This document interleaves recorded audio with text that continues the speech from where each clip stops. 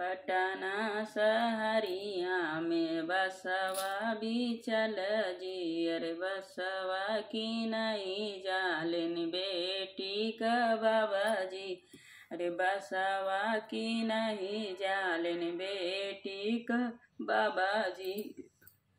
अरे बसवा लियाई बाबा मड़वा छवले नी। बसवा लियाई बाबा मड़वा छवले नी।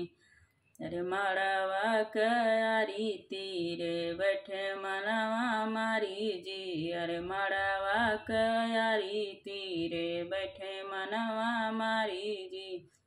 अरे घर में से निसरीनी बेटी हो कावन दे।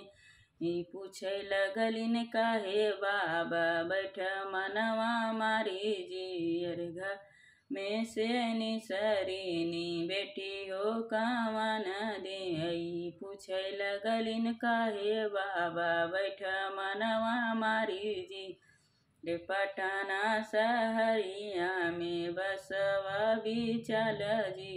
रे बसवा की नहीं जालिन बेटी का चाचा जी। अरे बसवा की नहीं जालिन बेटी का चाचा जी। अरे बसवा लियाई चाचा मड़वा छवलेनी।